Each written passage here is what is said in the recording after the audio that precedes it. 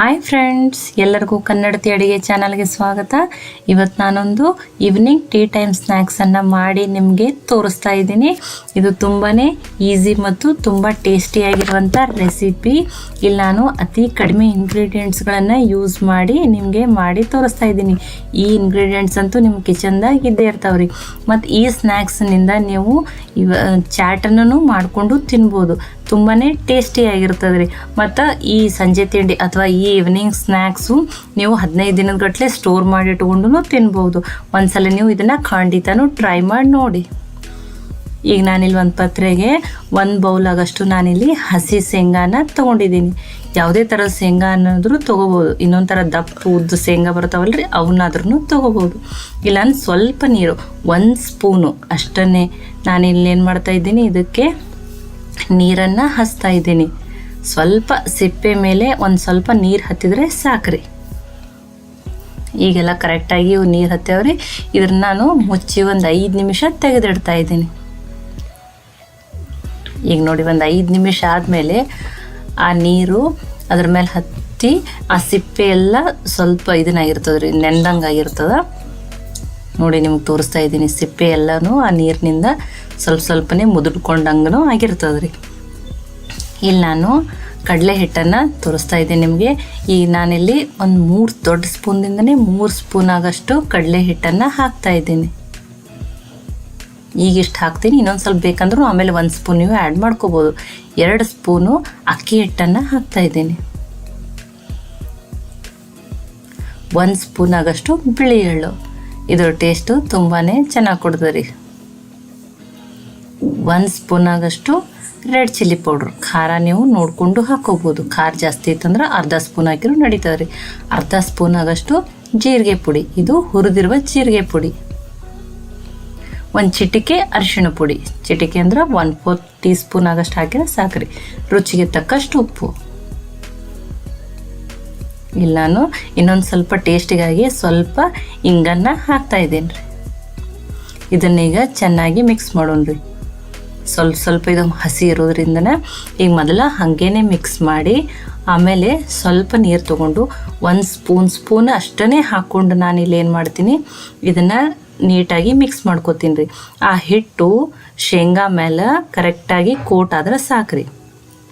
ತುಂಬಾ ಒಮ್ಮೆಲೆ ನೀವು ನೀರು ಹಾಕೋಬೇಡ್ರಿ. 1 ಸ್ಪೂನ್ ಅಷ್ಟೇ ಇಷ್ಟೇ ಹಾಕ್ಕೊಂಡು ಈ ರೀತಿ ಕರೆಕ್ಟಾಗಿ ನೋಡಿರಿ ಕೋಟ್ ಮಾಡ್ಕೊರಿ. ಇದು ಅಷ್ಟೇನು ಹಸಿ ಇಲ್ಲ, ಡ್ರೈನೇ ಹತ್ತಿರ್ತದೆ. ಶೇಂಗಾ ಮೇಲೆ ಹಿಟ್ಟಷ್ಟೇ ಕರೆಕ್ಟಾಗಿ ನೋಡಿರಿ ಈ ರೀತಿ ಕೋಟ್ ಆಗಿರ್ತದೆ ರೀ. ಹೀಗಿದು ಕರೆಕ್ಟ್ ಕೋಟಾಗಿ ರೆಡಿ ಆಗ್ಯದ್ರಿ. ನಾನು ಆಲ್ರೆಡಿ ಎಣ್ಣೆಯನ್ನು ಕಾಯಕ್ಕೆ ಇಟ್ಕೊಂಡಿದ್ದೀನಿ. ಈಗ ಎಣ್ಣೆ ಕಾಯ್ದದ್ರಿ ನೋಡಿ. ಇವನ್ನ ಕೈನಿಂದ ಹೀಗೆ ಬಿಡಿಯಾಗಿ ಮೀಡಿಯಮ್ ಫ್ಲೇಮಲ್ಲಿ ಇಟ್ಟನೆ ಹಾಕ್ತೀನಿ ರೀ.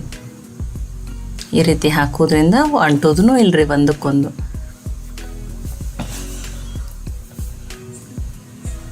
ಇವನ್ನ ಮೀಡಿಯಮ್ ಫ್ಲೇಮ್ದಲ್ಲಿ ಇಟ್ಟನೆ ಕರೆಕ್ಟಾಗಿ ಫ್ರೈ ಮಾಡೋಣ್ರಿ. ಶೇಂಗಾ ಆರೋಗ್ಯಕ್ಕೂ ತುಂಬಾ ಒಳ್ಳೆಯದು ಮತ್ತು ಇದು ತುಂಬಾ ಪ್ರೋಟೀನ್ ಇರುವಂಥದ್ದು ನೋಡಿ. ಎಲ್ಲ ಹಿಟ್ಟದ್ರ ಮೇಲೆ ಕರೆಕ್ಟಾಗಿ ಅದು ಕೋಟ್ ಆಗ್ಯದ್ರಿ. ಈಗ ಕರೆಕ್ಟಾಗಿ ಫ್ರೈ ಆಗ್ಯದ್ರಿ. ನಾನು ಇವನ್ನ ತಕ್ಕೋತಾ ಇದ್ದೀನಿ.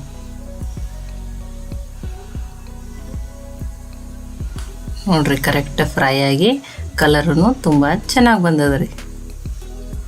ಈಗಿನೊಂದು ಸ್ವಲ್ಪ ಉಳಿದಿರೋದನ್ನು ನಾನು ಇದರಲ್ಲಿ ಹಾಕಿ ಫ್ರೈ ಮಾಡತ್ತೀನಿ ರೀ. ಕನ್ನಡತಿ ಅಡುಗೆ ಚಾನಲನ್ನು ಸಬ್ಸ್ಕ್ರೈಬ್ ಮಾಡಿ, ಬೆಲ್ ಐಕಾನ್ ಪ್ರೆಸ್ ಮಾಡಿ.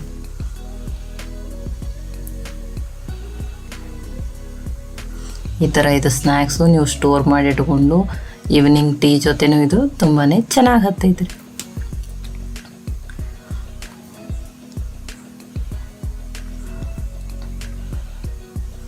ನೋಡಿ, ಈಗ ನಾನು ನಿಮಗೆ ಒಂದು ಚಾಟನ್ನು ಮಾಡಿ ತೋರಿಸ್ನ ಅಂತ ಹೇಳಿನಲ್ರಿ, ಅದಕ್ಕೆ ಸ್ವಲ್ಪನೇ ಪ್ಲೇಟ್ನಲ್ಲಿ ಹಾಕ್ಕೊಂಡೀನಿ.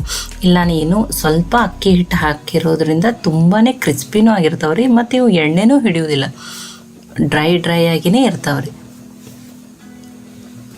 ನೋಡಿ, ಬಿಡಿಯಾಗಿನೇ ಇನ್ನು ತುಂಬಾ ಅಂಟುಕೊಂಡಿನೂ ಇಲ್ಲ. ಈಗ ಇದಕ್ಕೆ ನಾನು ಚಾಟ್ ಮಾಡೋ ಸಲುವಾಗಿ ಸ್ವಲ್ಪ ಕಟ್ ಮಾಡಿ ಇಟ್ಕೊಂಡಿರುವಂಥ ಟೊಮ್ಯಾಟೊ, ಸ್ವಲ್ಪ ಸಣ್ಣದಾಗಿ ಹೆಚ್ಚಿಟ್ಕೊಂಡಿರುವಂಥ ಈರುಳ್ಳಿ, ಕೊತ್ತಂಬರಿ ಸೊಪ್ಪು ಇವನ್ನು ಹಾಕ್ತಾಯಿದ್ದೀನಿ.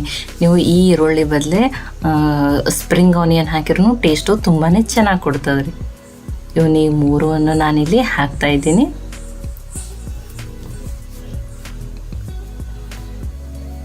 ಒಂದು ಅರ್ಧ ಸ್ಪೂನ್ ಆಗಷ್ಟು ನಾನಿಲ್ಲಿ ಚಾಟ್ ಮಸಾಲ ಹಾಕ್ತಾಯಿದ್ದೀನಿ. ಇದು ಹುಳಿ ಹುಳಿ ಫ್ಲೇವರು ತುಂಬಾ ಚೆನ್ನಾಗಿ ಕೊಡ್ತದೆ ರೀ. ನೀವು ಚಾಟ್ ಮಸಾಲ ಇಲ್ಲಾಂದ್ರೆ ಅರ್ಧ ಸ್ಪೂನ್ ಆಗಷ್ಟು ಆಮ್ಚೂರ್ ಪೌಡ್ರ್ ಹಾಕ್ಕೋಬೋದು. ಆಮ್ಚೂರ್ ಪೌಡ್ರ್ ಇಲ್ಲಾಂದ್ರೂ 1 ಸ್ಪೂನ್ ಆಗಷ್ಟು ನೀವು ಲೆಮನ್ ಜ್ಯೂಸ್ ಹಾಕಿದ್ರೆ ಸಾಕ್ರಿ. ಈಗ ಇವನ್ನ ಚೆನ್ನಾಗಿ ಮಿಕ್ಸ್ ಮಾಡೋಣ್ರಿ. ಕರೆಕ್ಟಾಗಿ ಎಲ್ಲ ಮಸಾಲೆ ಹತ್ತೋ ಥರ ಮಿಕ್ಸ್ ಮಾಡೋಣ್ರಿ. ನೋಡಿರಿ, ಇದು ಚಾಟು ರೆಡಿ ಆಗ್ಯದ ರೀ. ನೋಡಿರಿ, ಈ ಥರ ನೀವು ಒಮ್ಮೆ ಚಾಟ್ ಖಂಡಿತನೂ ಟ್ರೈ ಮಾಡಿ ನೋಡಿರಿ. ಇದು ತುಂಬಾ ತಿನ್ನಲಿಕ್ಕೆ ತುಂಬಾ ಟೇಸ್ಟಿಯಾಗಿರ್ತದೆ ರೀ. ಈ ರೆಸಿಪಿ ನಿಮ್ಗೆ ಇಷ್ಟ ಆಗಿತ್ತಂದ್ರೆ ಲೈಕ್ ಮಾಡಿ, ಶೇರ್ ಮಾಡಿ, ಕಮೆಂಟ್ ಮಾಡಿರಿ. ಖಂಡಿತ ಇದನ್ನು ನೀವು ಟ್ರೈ ಮಾಡಿರಿ. ಮತ್ತೆ ಒಳ್ಳೆ ರೆಸಿಪಿ ಜೊತೆ ಸಿಗೋಣ. ಎಲ್ಲರಿಗೂ ಧನ್ಯವಾದಗಳು.